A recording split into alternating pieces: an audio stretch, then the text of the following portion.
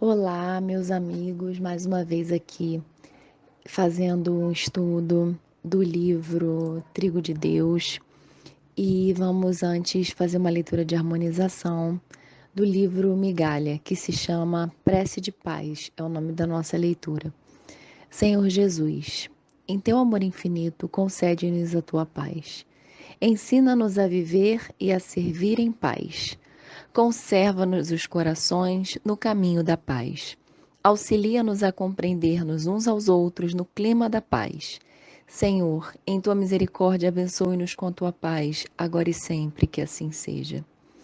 E como a nossa leitura já foi uma prece, né? Vamos só fazer agora a nossa prece que costumamos, já continuando nos pedidos de paz, agradecendo ao nosso Mestre Jesus, agradecendo a Alta de Souza por estarmos aqui, mais uma vez tendo a possibilidade de ler essas palavras e assim refletir.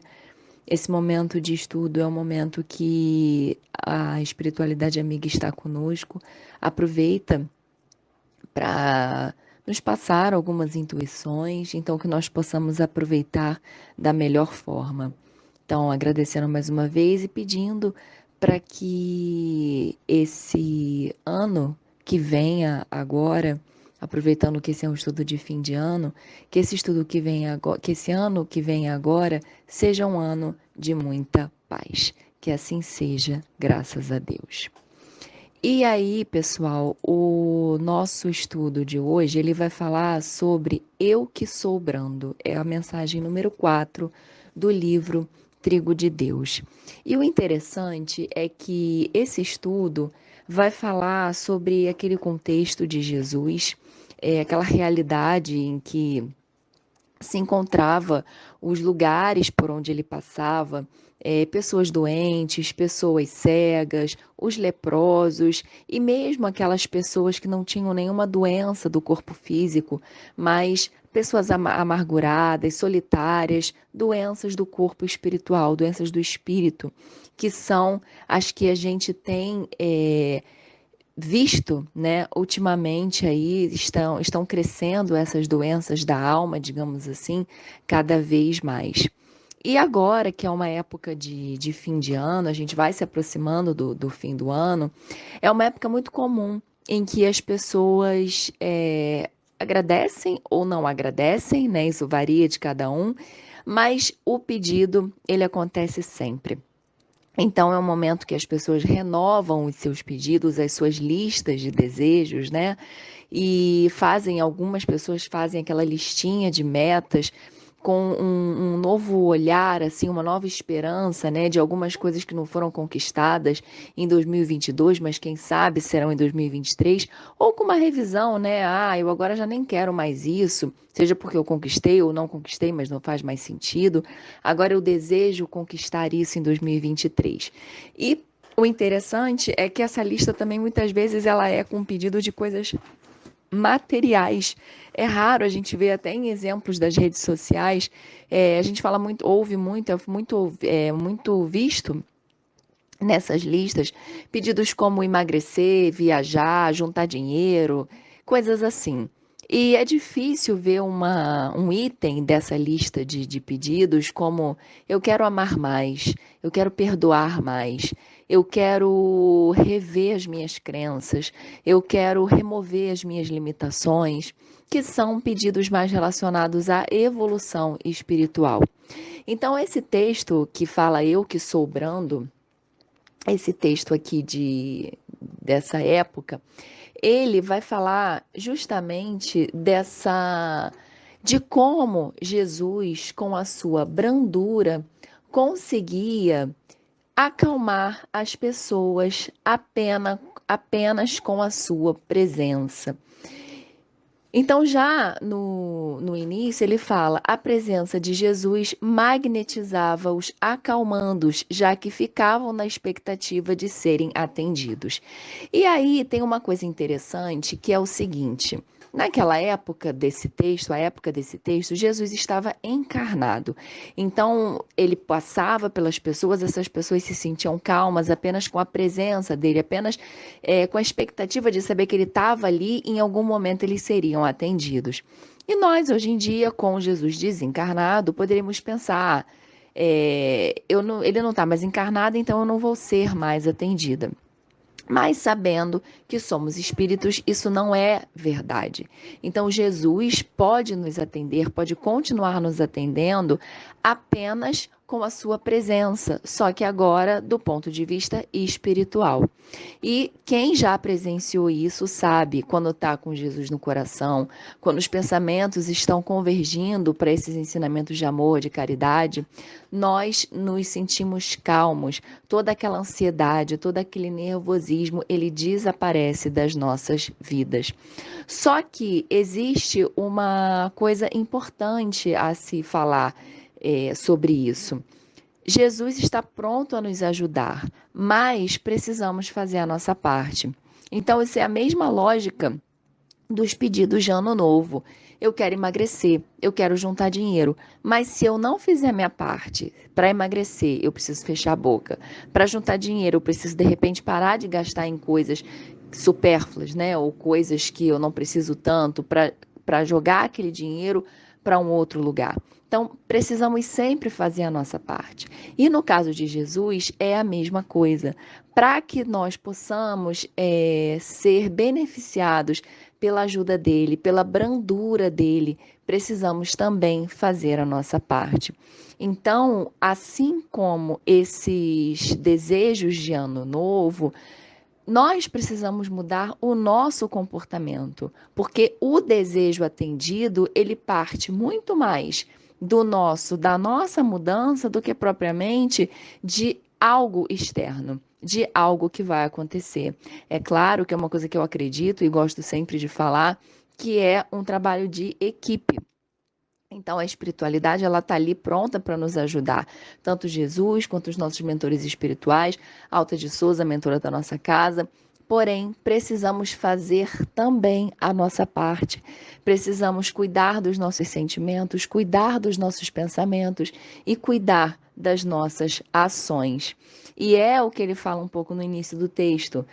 Todos desejavam solução urgente para os desenganos e exulcerações, sem manterem dignidade ante a dor nem tolerância uns em relação aos outros. Aquilo porque todo mundo tinha urgência. Se você estiver ouvindo agora, me ouvindo, você de repente vai se identificar com isso, né? Quando a gente fala que o nosso problema é sempre maior, a nossa dor é sempre mais dolorida do que a do outro. E a gente, por conta disso, acaba não tendo a tolerância com o próximo. Acaba, como ele fala aqui, sem manter a dignidade ante a dor, a nossa própria dor, nem tolerância em relação uns aos outros. Engafinhavam-se em discussões insensatas por motivos nenhuns, demonstrando o atraso moral em que estagiavam, não raro terminando em pugilato vergonhoso. Então, a gente repara o seguinte: eu quero a ajuda de Jesus. Esse pessoal aqui, trazendo para esse contexto do livro. Quero a ajuda de Jesus. Mas eu não sou capaz de, pelo menos, enquanto eu estou esperando essa ajuda, ter uma dignidade em relação à dor. Eu não sou capaz de, mesmo nesse momento que eu estou prestes a receber uma ajuda, eu ser tolerante com o meu próximo. Parece que é o contrário. Naquele momento que eu estou prestes a receber ajuda, naquele momento que eu estou na expectativa de uma cura, aí mesmo é que eu vou ser agressivo com o meu próximo. Porque eu não posso perder, tem que ser para mim e só para mim. Ou tem que ser comigo primeiro, porque a minha dor é mais grave, o meu problema é mais urgente. Então, a gente repara nisso, né, através desse exemplo do livro, que apesar dele estar falando aqui de pessoas, de repente, com muita dor, de pessoas de leprosos, de cegos, como existem os relatos nos evangelhos, apesar dele estar falando disso, a gente pode trazer isso para os dias atuais. Justamente por conta disso, porque cada um, mesmo não sendo uma doença que está do corpo físico, cada um ainda acha que o seu problema é maior e precisa ser resolvido com urgência na frente do outro. Então, precisamos trazer essa reflexão, principalmente nessa virada de ano novo, que é como a gente fala, é mais um dia do ano. Mas o ano novo, ele provoca esse sentimento de renovação, de fechamento de ciclo, né? Para algumas pessoas, isso serve de renovação. É um outro momento, como eu falei no início, coisas que eu não fiz e agora eu quero fazer. Então, que nós possamos, através desse primeiro momento aqui lido no texto, já pensar o que que eu posso fazer de melhor, junto com perder os meus quilos, junto com economizar mais dinheiro, junto com comprar tal coisa, o que que eu posso fazer de melhor em relação a mim e em relação ao outro, a mim no sentido da melhora, né, da evolução. O que que será que eu posso fazer? Ter mais paciência com o próximo, ter mais dignidade ante a dor, seja essa dor do corpo ou dor do espírito, né? É uma reflexão para que a gente possa fazer.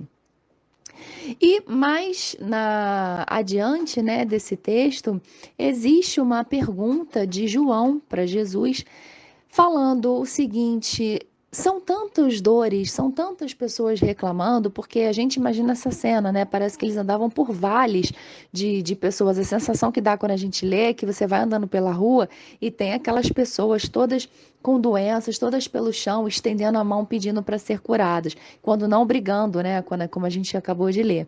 Então, João, diante daquele momento, ele fala assim: Senhor, por que que existe tanta dor?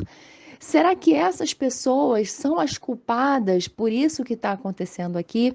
E Jesus relembra então outro momento quando foi perguntado sobre o cego de nascença, né? Porque é aquilo, a gente é capaz de entender que uma pessoa está naquela situação porque não se cuidou.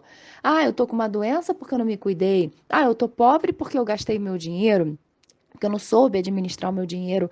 Mas e quanto aqueles que nascem cegos? E quanto aqueles que nascem na pobreza? Ou seja, eles não tiveram nem chance de economizar, porque eles já nasceram numa condição de ganhar ali o essencial, ou menos que o essencial para sobreviver, né? Como que a gente, como é que é interpretada a situação dessas pessoas? E aí Jesus então responde o que a gente estuda, que é estudado no Espiritismo, que isso já vem de antes. Então, quando é o caso daquela pessoa, daquele ser humano, nascer já com uma dificuldade, seja ela física, seja ela na condição social, é porque aquilo já vem de outras existências anteriores.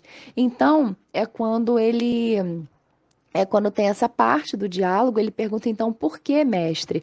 E aí Jesus então, recorda quando você me perguntou do cego de nascença? Quando lhes redargui que nem um nem outros, ou seja, né, não é nem a culpa dos pais, nem culpa dele, porque nessa pergunta João fala, se ele já nasceu cego, então é uma culpa dos pais, ele está pagando por essa dívida, né? Ou é a culpa dele mesmo, mas como se ele já nasceu assim? Então Jesus fala, quando lhes redargui, quando eu falei, né, que nenhum nem outro, ou seja, não era nem culpa dele nem dos pais, o que eu desejei elucidar era que voluntário, ou seja, esse cego de nascença, né, o invidente se candidatar a servir de instrumento na dor, para que as obras de meu Pai por mim se realizassem. E aí, face a essa conduta, eu o curei. Então, o que a gente entende desse trecho, né? A cegueira aqui, esse homem, quando ele escolheu na programação espiritual, ou quando por ele foi escolhido, né, se ele não tinha condições de fazer isso, ele se colocou como voluntário para que, ao passar pelas provas da vida, ao passar pelas dificuldades da vida, ele, através de Jesus, através dos ensinamentos de Jesus, ele pudesse ser curado. Então, é bem aquela situação do deixar a criança botar a mão na tomada, né? No sentido assim de a criança poder experimentar a dor para que ela veja que não adianta, que não pode, né, botar o dedo na tomada.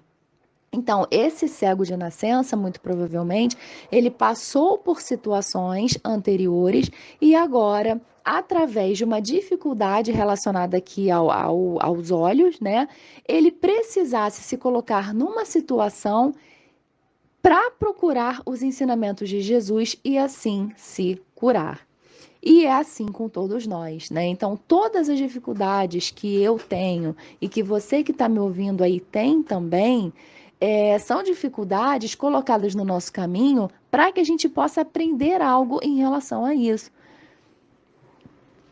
João esclareceu o mestre. Então Jesus continua falando para João: o espírito tem a sua origem no silêncio dos tempos passados e avança através de experiências corporais sucessivas, que é a reencarnação. O nascimento da carne é a continuação da vida, assim como a morte é prosseguimento em outro nível de vibração. Então, é aquilo, né? Nessa passagem de ano, além das renovações, dos pedidos que fazemos, é um período também muito delicado, tanto o Natal quanto o Ano Novo, é um período muito delicado para quem está passando por uma situação de ter um parente acamado, de quem vivenciou recentemente, ou não tão recentemente, mas o desencarne de um ente querido. Então, são datas que tem gente que fala assim, mas é só um dia como outro qualquer. Mas são datas que, seja culturalmente, socialmente ou emocionalmente, elas têm um apelo maior em relação à saudade, em relação ao afeto. Então, quando passamos por situações de desencarne ou de pessoas em sofrimento, nessas datas fica mais difícil de lidar, né? E aqui com esse trecho, ele vem com a sua brandura novamente falando, né? Que a vida, quando nós nascemos, o nascimento da carne, melhor dizendo, é a continuação da vida, assim como a morte é o prosseguimento. Então, são continuações, né? Porque ainda é muito difícil para o nosso entendimento em relação a isso, né? Mas Jesus aqui vem trazendo essa brandura, falando dessas questões de morte e vida. Quando erra e se compromete, o espírito, né, ele retorna à mesma situação para aprender e reparar. O sofrimento é o educandário que o disciplina e corrige. Isso também nós falamos muito dentro do espiritismo, que o sofrimento ele é educativo, impulsionando para frente, sem solução de continuidade, até quando depurado, adianta-se sem chaga e deixa que brilhe a luz do bem e deixa que brilhe a luz do bem, que em todos jaz. E essa questão da luz é uma luz que naturalmente ela vai existindo conforme o espírito ele vai ficando evoluído. É por isso que Jesus, só com a sua presença, com a sua brandura, ele já acalmava as pessoas, porque era um ser de muita luz. É um ser já sem as chagas, é um ser que já passou por essa continuidade e que já está ali com uma alta vibração. E por que sofrem os bons enquanto os maus parecem progredir? Então, João continua perguntando. E aí Jesus explica: aqueles que hoje vemos como bons são as mesmas pessoas que antes exerceram a maldade, quando poderiam ser nobres, que optaram pelo crime e agora recomeçam o caminho, alquebrados pelo sofrimento, que compreendem a necessidade de elevar-se, embora a contributo das aflições, eles serão consolados. Então, são pessoas, né, que escolheram, foram voluntárias, entenderam que era através do sofrimento que elas podiam melhorar. Então, é dessas pessoas que ele está falando. Enquanto isso sucede, o Pai amantíssimo proporciona aos outros oportunidades de ação dignificante, que preferem utilizar prejudicialmente, gerando os efeitos tormentosos que advirão no futuro. Então, o que ele está dizendo é o seguinte: existem os bons, que são aqueles que escolheram, que estão conscientes de que a dor vai edificar, vai fazer com que eles evoluam, e ele fala, apesar das aflições, serão consolados. E existe aqueles que vai ser proporcionada a eles essa ação dignificante, mas que eles usam, infelizmente, de forma prejudicial. Então é aquela pessoa às vezes que não nasce rica, mas nasce com uma condição mínima de fazer algo de bom para o outro. Mas aí ela vai trabalhando e enriquece, acaba ficando rica. E ao invés de fazer uma coisa que possa melhorar, essa pessoa usa o dinheiro de forma prejudicial. Se perde na vaidade, se perde no egoísmo. E aí, como ele fala aqui, como nós estudamos no Espiritismo, acaba gerando os efeitos tormentosos que advirão no futuro. E mais adiante ele fala: todavia, os homens preferindo ignorar a verdade, e aí eu queria que todo mundo refletisse nesse momento, principalmente, né, nessa virada de ano, para que a gente possa ter um 2023 melhor, desejam a saúde para desperdiçá-la, a alegria para atirá-la fora, a paz para convertê-la em conflito. Na sua insensatez, não se detém a meditar na realidade transitória da vida física, pensando na outra realidade, a do ser eterno. Então, pessoal, vamos pensar direitinho na nossa lista de pedidos, nas nossas metas, por que que a gente está querendo isso? E segundo, o que que a gente pediu em 2021 que conseguimos em 2022 e que usamos da forma errada? Vamos fazer essa reflexão para que não continuemos repetindo o mesmo erro em 2023, né? Será que a gente não recebeu saúde e desperdiçou? Será que a gente não recebeu alegria e não valorizou? Será que não transformamos a nossa paz em conflito?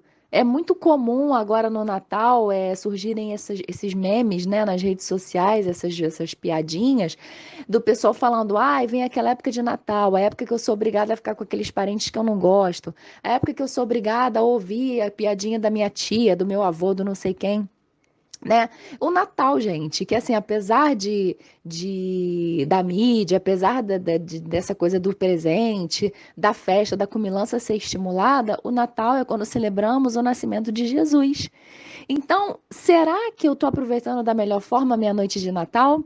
Eu posso não gostar daquele meu parente, eu posso estar de saco cheio daquela piadinha que meu tio, minha tia, sei lá quem sempre faz. Mas será que eu estou percebendo que eu estou com os meus parentes? Será que eu estou valorizando isso? Será que eu estou valorizando que eu estou ali naquela festa, podendo comer, podendo beber? Ah, mas eu não tô do jeito que eu gostaria. Eu queria estar com não sei quem, eu queria estar com não sei como, eu queria ter mais comida que eu não tenho. Mas o que que nós temos que não estamos valorizando? Que possamos pensar nisso. E aí então João pergunta: o que que pode ser feito para mudar essa situação de tantos ainda? Tantos que continuam na ingratidão, tantos que continuam a não valorizar o amor, a não valorizar a alegria, a não valorizar a saúde. E aí Jesus então responde: a única solução para o encontro da felicidade é não fazer a outrem o que não gostaria que este lhe fizesse.